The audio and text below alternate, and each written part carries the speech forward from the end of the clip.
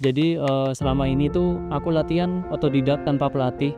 Semua skill race yang aku lewati selama ini itu emang bener-bener dari hasil evaluasi dari satu race ke satu race yang lain. Selama 3 tahun terakhir itu aku lumayan struggle dengan latihanku, dengan performanceku, karena beberapa kali tuh aku dapet cedera.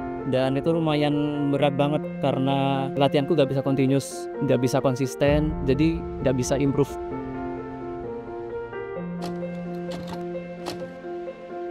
Misalkan kayak lagi interval kayak aduh masih banyak lagi repetitionnya, terus kayak aduh kayaknya nggak sanggup deh. Suka banget kan mikir kayak gitu, kayaknya nggak sanggup deh, kayaknya ini bukan pace gue deh, kayaknya banyak banget kayaknya ngeraguin diri sendiri.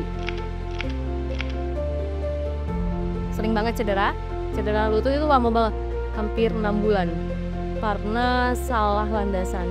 Ketika gue downhill itu nggak stabil, itu yang paling riskannya, dan itu cukup memakan waktu lama ya untuk sembuhnya. Semua pernah jadi newbie ya dalam lari, termasuk aku dulu ketika awal-awal race trail ya, karena nggak ngerti medannya kayak gimana. Terus kalau ternyata trail tuh rutenya, jalurnya beda kayak aspal, pakai sepatu road, kepleset, tergelincir ya, semacam itu sih. 100 km di BTR tuh berat banget sih, karena kita kan harus naik 3 gunung. Ada Gunung Batur, terus Gunung Abang, Gunung Agung, dan paling berat tuh emang segmen Gunung Agung. Itu kita naik sekitar 10 kilo, elevasinya 2000.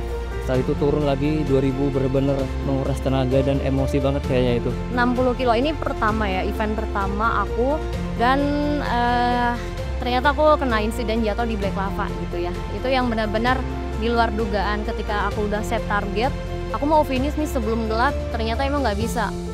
Akhirnya aku cuma ayo udah aku finish aja deh, itu udah syukur banget. Sering banget sharing ke teman-teman, latihan yang bagus tuh gimana sih?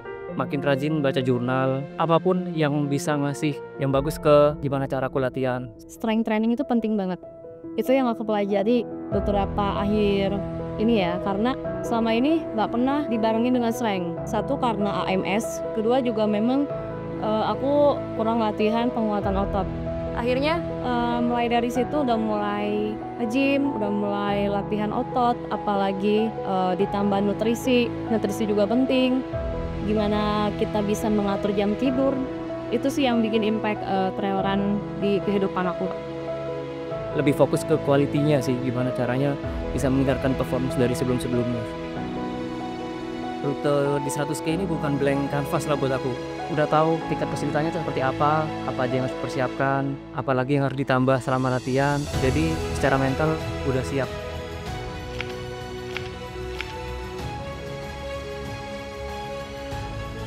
Di 2016 itu kita dari jaraknya yang kecil 10 kilo terus sampai yang sekarang 100 kilo, 60 kilo.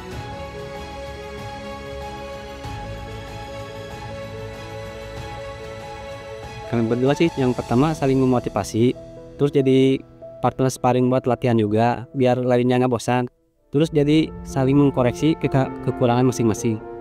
Kenapa lebih suka berlari dengan partner? Soalnya jadi kita punya temen seperjuangan. Kita ngerasa capeknya nggak sendirian banget, dan momen happy-nya itu juga nggak kita rasain sendirian, tapi bisa kita share sama partnernya. Lagi kalau misalnya kita lagi race, sama-sama saling ngoreksi. Soalnya kan kita juga kadang suka nggak tahu nih apa yang kita ternyata sebenarnya kurang. Ada yang ngingetin, ada yang semangatin. Kalau misalnya nggak bisa pun juga ya udah nggak apa-apa, kita bareng-bareng kok di sini. Kalau teman-teman lihat ketika latihan sama race sepatu beda, ya memang itu ada peruntukannya ya. Misalnya ketika latihan mungkin kita pakai sepatu yang durability-nya lebih awet, karena itu bakal dipakai terus-menerus mungkin sampai ratusan kilo. Aku selalu ngomong ke teman-teman bahwa ada 2 item krusial ketika trail run yang kita tuh nggak boleh eman-eman atau sayang. Yang pertama headlamp, yang kedua sepatu. Pilih sepatu yang benar itu penting banget, karena setiap sepatu itu ada fungsinya. Nah, sepatu itu aspek utamanya kalau menurutku yang pasti adalah grip. BTR kemarin aku pakai Meta Huji. Jadi sebenarnya kalau yang paling pas, paling ideal tuh di Trabuco 13, karena secara spak height atau tingginya tuh lebih tipis si Trabuco. Cuman aku punya pengalaman tahun lalu di BTR itu Black Lava-nya itu batunya keras. Terus ada transisi kampung-kampung tuh yang lumayan panjang. Nah makanya aku sengaja pilih Meta Fuji yang dia punya hill yang lebih tinggi. Ketika turun di Culali dari Batur ke arah Back Lava itu yang lain kayak rada nyeri-nyeri kena batu, nah aku bisa ngegas aja hajar terus. Yang aku suka tuh Meta Fuji karena dia punya karbon. Untuk rute-rute yang runnable enak banget, terutama buat kita yang senang speed. Meta Fuji tuh kerasa energi returnnya dan juga dia tebel. Jadi kita lari di medan-medan yang cukup keras, kita masih bisa lari dengan nyaman.